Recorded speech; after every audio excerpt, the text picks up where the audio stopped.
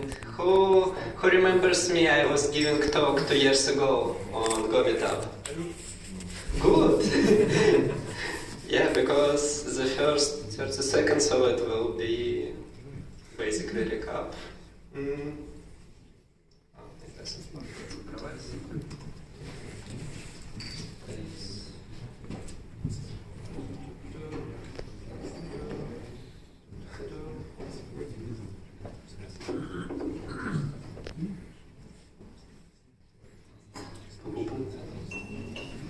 Who knows what WebAssembly is?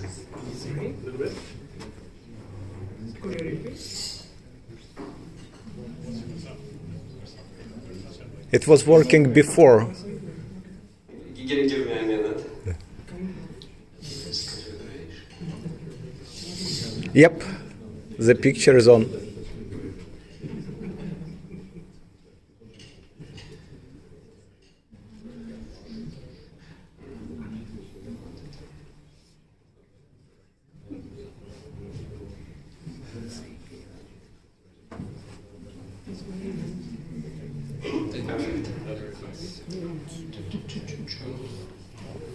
Yeah, the slides aren't very excited.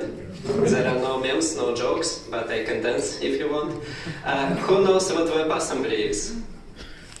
Alright, who wants to say it in the mic? Nobody. Okay, let's improvise. George, give it a try. Well, that's an assembler in the web. Not really.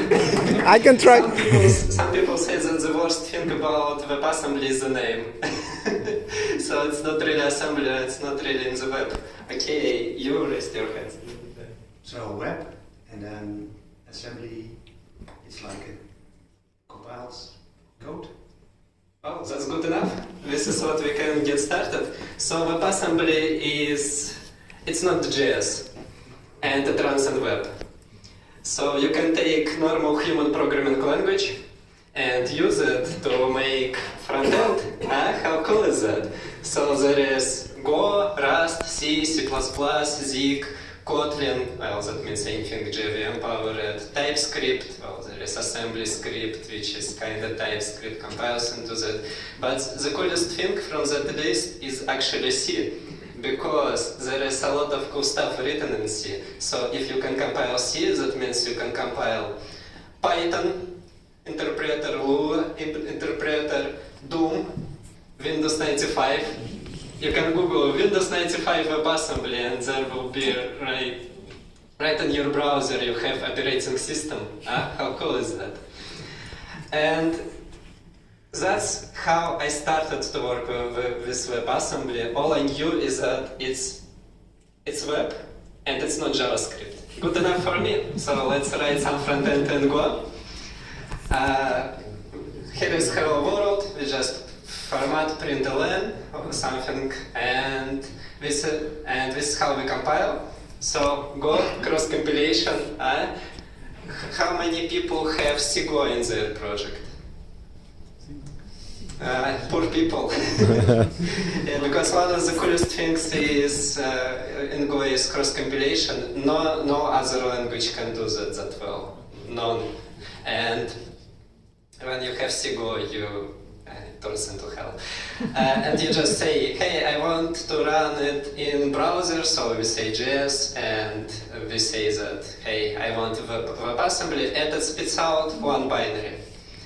And to use this binary in browser, you need polyfill, one small JavaScript file that will be running it for you. But again, there is a bit of JavaScript, but the best thing about it, you don't write it. Okay, you just copy it, and everything works. And this is what you will see. And this is the HTML page that you will need for that. And at the end, this is what you will see. You see nothing because we haven't added anything on the page, but if you open web console, you'll see this beauty. How cool is that? Now we can teach JavaScript, and you can go even further. So there is in standard library of Go, there is package called syscall.js, and you import it, and you can interact with JavaScript. You can do anything that JavaScript can do. You can get any objects, you can get arrays, strings, values, window, document, anything. Call it, interact with values, pass with values. You can run Go routines instead of promises. Why not? And yeah, in this example, we take JS Global, which is basically Windows. We take document from it, we set title of the page, we call create element, and we get, well, everything that this functions return is just JavaScript value. Go doesn't know anything about it, so it's a lot of type assertions and lots of risks, but you take this risk for a reason, right? Again, we avoid JavaScript. And ta-dam, we see real page, it has title, it has element on it, and you can push it really far. So, and one of the things, again, I wanted to solve type safety, so I made type safe wrapper around everything that JavaScript has access to, around Web API. 2 years ago I was giving a talk at the meetup about this library, and I haven't touched it since. It's not unmaintained, it's just, well, Web API is unmaintained. Don't point fingers at me, there is nothing to do, it's perfect. You instead of calling like get object document, you get window document, set title, create element, and everything is beautifully typed. And if you want to have a look at some demos and examples, this is a small page that shows some of the examples, what you can do with that. And I can show you one little demo. So for instance here, we have game written without any JavaScript on it. So it's a breakout, How cool is that?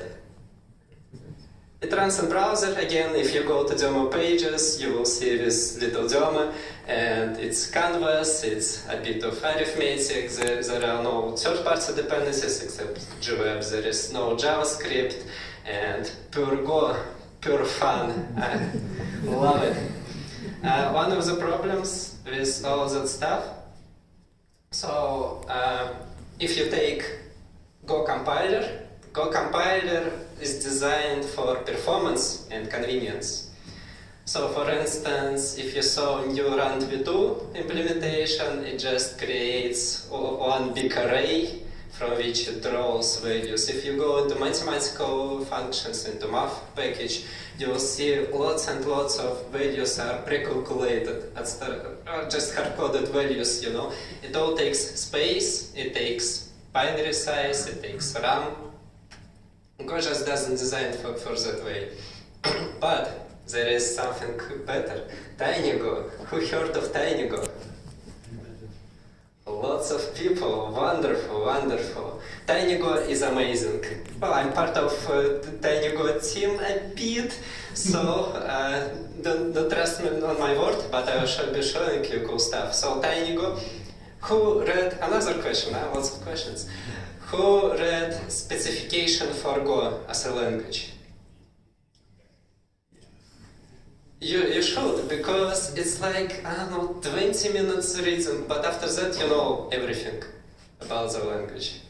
If there is popular trend to do like, what the fuck Python, and cover different gotchas. There are channels covering, oh, if you do append but you don't actually assign, you can lose values, and different strange things about languages. Everything about it is covered in specification of Go. Everything about language. And Go is the smallest programming language that is usable and small, you know. So writing compiler for Go isn't that hard. Writing any compiler is hard, but compared to other compilers for other languages, it's easier. And TinyGo, it's compiler that compiles Go into LVM, and at the end, it's compiler, Go compiler for small places. So you can take, again, lots of you already heard about it, I will not go too deep into details, But you can compile Go code for keyboards, microcontrollers, drones. If you want to run Go on your drone, TinyGo is how you do that. And TinyGo supports compilation into WebAssembly. And if you compare the size, so default Go compiler, it's called GC. It compiles something like 1.5 megabytes. And in TinyGo, depending on your compilation options, so there are two the most important options. Go needs garbage collector, and Go needs scheduler for Go routines. But if you have code, for instance, without much allocations, you can get simpler garbage collector, or if you don't have any Go routines, you don't need scheduler. So you can strip down the binary size to 50 kilobytes. And even better, if you just take hello world and Go and compile with Go, it will be 1 and 2 megabytes. With TinyGo, it's, I don't remember, 20 kilobytes, something like that. They really push it. And yeah, but the cool thing about WebAssembly, it's not, again, as I say, the worst thing about WebAssembly is its name. Because it's not just about web. It's enough to get you hooked, to get you started. But the things that they created for web, for this purpose of running other languages in the web, this thing is beautiful. It's binary file. And you can get this binary and run it in multiple places. You compile one binary and it runs on all operating systems, assuming that you have interpreter. It runs in all environments. Who have heard of new SQLC package running WebAssembly inside of it? So there is modernc.org/SQLite, and how it works is, again, I asked you who has CGO in their project. Well, if you use SQLite in your Go project, you need CGO, because SQLite, well, it's all just client library, there is no server, right? Everything handles in your binary, and SQLite itself is written in C. And it's so complicated piece of engineering that nobody will ever rewrite it to Go, you know?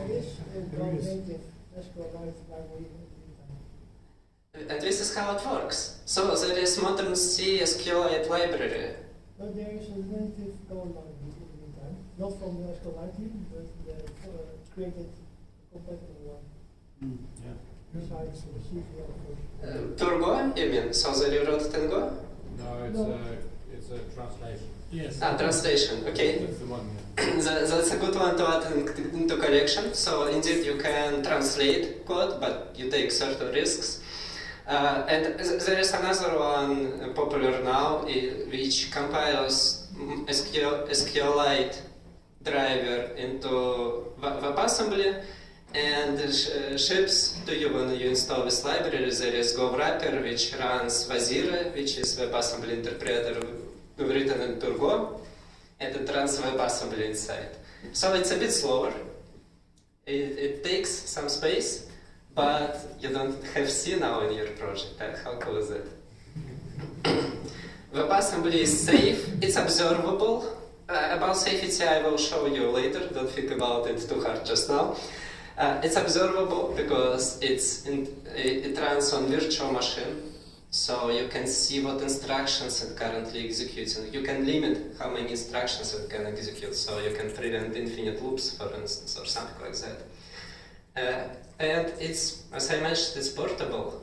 One binary runs everywhere. Beautiful. And there is standard for WebAssembly called wasm. There are already 2 preview iterations for that. The goal of wasm is to define list of functions that the environment needs to provide for WebAssembly binary, for that binary to be able to read files, create files, access environment variables, access command line arguments, basically make anything that you can run in your console. Any POSIX tools, any web server, all that stuff. You know? And if we just take some Go code, for instance, here we have code that prints something in terminal, creates file, writes something in it, and then we use again TinyGo, and instead of target wasm, we now say target wasi, and it spits out binary that you can run with any WebAssembly interpreter. In this example, I use wasm time. And I promised you to tell more about security, so here you see I pass flag dir, and I say current directory. And again, since WebAssembly is interpreted and there are functions and you know which functions it calls, WebAssembly is designed to have full control over binary that is executing. You can make sure that the binary you run, it cannot access files from untrusted directories. And I think, by the way, some other things that came in Go, or was it in Go 1.23, where you can limit the directories where you can read files. WebAssembly also supports it out of the box. Yeah.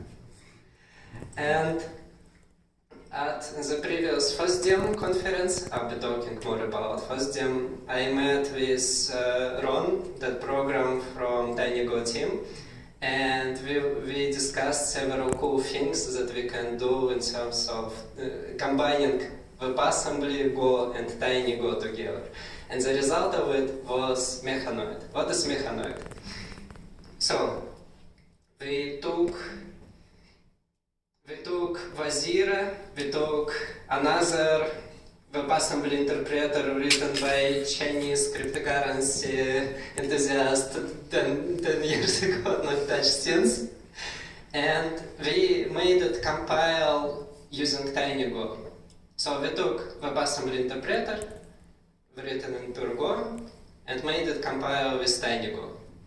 And that means any place where you can run TinyGo, you now can run WebAssembly interpreter.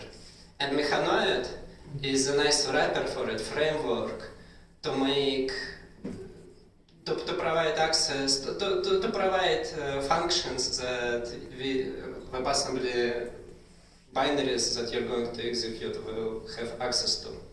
What does it mean? You can run, for instance, smart home assistant system, write it in Go, put it in your Raspberry Pi or something smaller, ESP32, and you can make plugin system, and people can write plugins for it in any programming language supported by WebAssembly. This universal pluggable system taking advantages of WebAssembly as a binary format or table format for making embedded system extendable, infinitely extendable systems. There are a few problems with that. First of all, since we made it, Vazira team dropped support for TinyGo compilation. We tried to send pull requests for them, but they say, no, we don't have time to maintain, which is fine. It's open source. And now we're thinking about writing our own WebAssembly interpreter in Go, designed for embedded systems, but we'll see how it goes. It hasn't happened yet. But I had ambitions, and I didn't want to stop on that. And I also wanted to take full advantage of resources available on the system, to save every small byte of it. So I turned to Rust. And, oh, by the way, a little demos of where you can run Mechanoid, because here I have the smallest game console in the world running WebAssembly interpreter written in Go, and in it runs WebAssembly application also written in Go. And here it is. You probably can see it, but there is on the screen is photo next to the coin. This is the smallest game console in the world. And this is where you can hit Go. This is where you can hit Go, and this is where you can hit WebAssembly. And I also I had an ambition to run games. Written in WebAssembly. There is a framework written in C called wasm for writing games, again, in any programming language supported by WebAssembly. You compile it, it provides some functions for you, and it's designed and it runs in browser. So you can go to their website, you can go to Play tab, and there will be a bunch of games, some of them written in Go. and you can just play them in your browser. And it's designed, it's a fantasy retro game console, so it's designed with limitations in mind. It pretends to be small embedded system like old game console, something like Game Boy, but it doesn't actually run on limited hardware, and it runs in your browser until now. Because I made a project called GameDev, which is written in Rust, and Rust has wasm. Wasm is WebAssembly interpreter written in Rust, designed for constrained environments. It is designed to be put into small places, unlike Zero. And here I have another demo. So, and this is a photo. This is spy badge. And Ron does funny thing with this. He has a bunch of this, and he has little sticker that says Go, and instead of pie here he sticks Go, and now it's Go badge.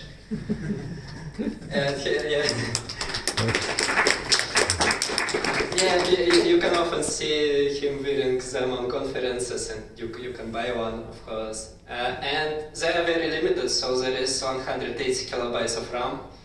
Can say about CPU, but again, not much. And here, this is a game. Yeah, you can see here a bigger photo, but again, it's small, it's constrained environment, and it runs game that was never designed to be run on this constrained environment. It was designed to run in browser, but since it is WebAssembly, and I have full control of it, so that means if I take WebAssembly interpreter and provide the same functions for this game, now it can run here. And this is where I got inspired. So we did something bigger. The project, oh yeah, I have t-shirts with some nice art. So I do all software, and this guy here, this Alex, say hi to Alex. He makes all hardware. And yeah, what hardware? We make the first game console in the world natively running WebAssembly. And Go is our favorite language for it, so I'm here for a reason. We even wanted to call it Firefly Go, but we actually support lots of programming languages. We already have Rust, C, and Go SDKs, and I will show you. So first of all, there is big reveal, because we just today finished the very first prototype. And you are the first people ever to see it. Here it is. Yeah, and again, it all runs WebAssembly. And the coolest thing about WebAssembly is that, again, since it's interpreted, it runs the same in all environments.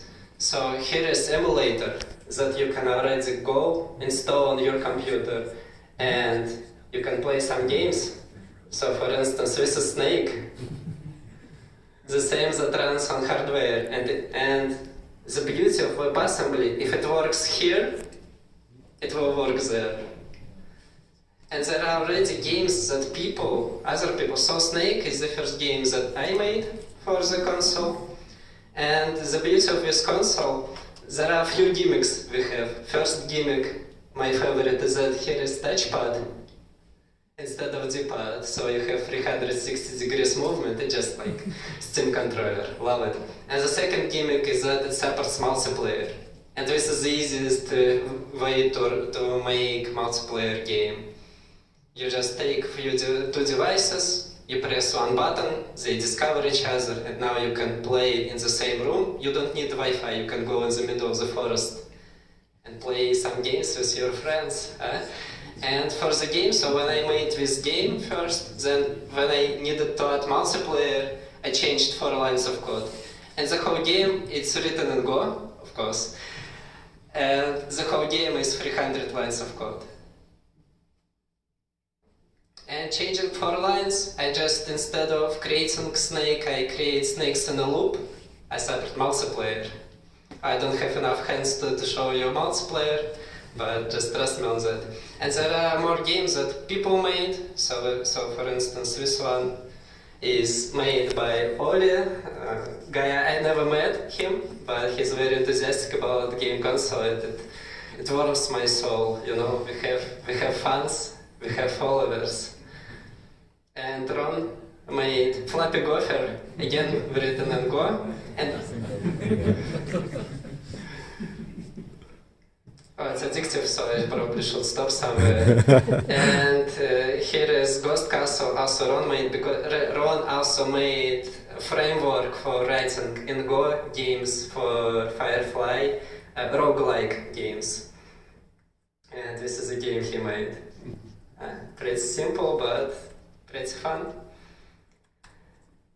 And yeah, we're pushing where WebAssembly can go. So we started with just a web. This is some sample how Snake looks like. So there are some callback functions that you define, and Firefly provides. We provide native SDKs that are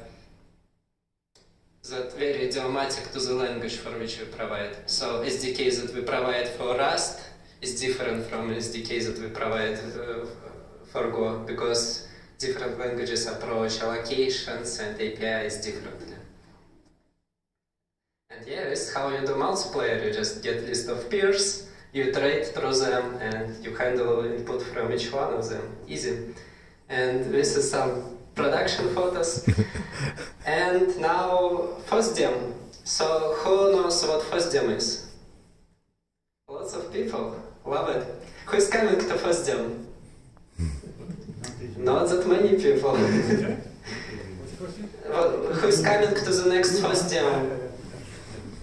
So in 1st and 2nd of February, which is the weekend, so you don't have excuses, in Brussels there will be a conference dedicated to open source called FOSDEM, and since it's open source, it's free.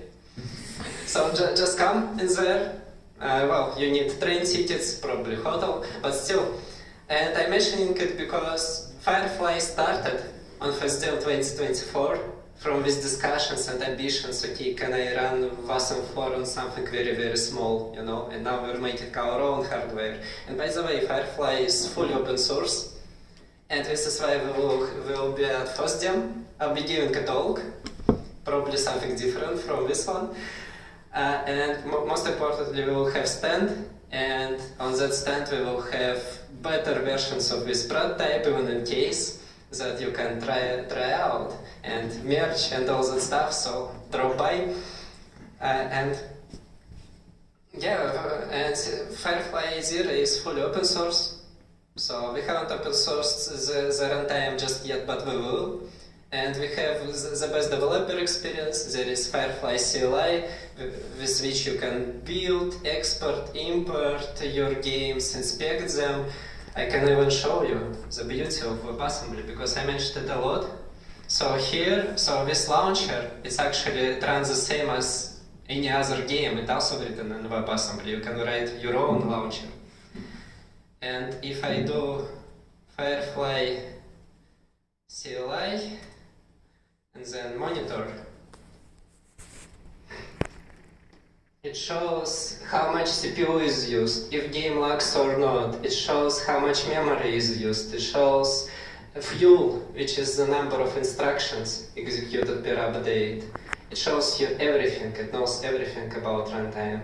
So you can really dive into performance issues if you have any. This is again why it fits so well into small environments. So yeah, we have Firefly CLI, we have the best developer experience.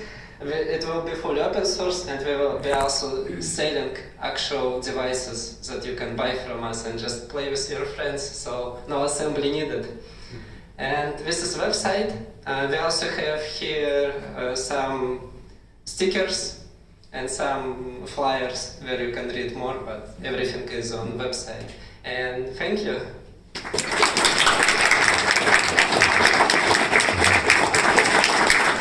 It's pretty late, so let's just go eat food and go home, and who wants to ask questions, just come to me and ask questions, okay? See you around. Very impressive.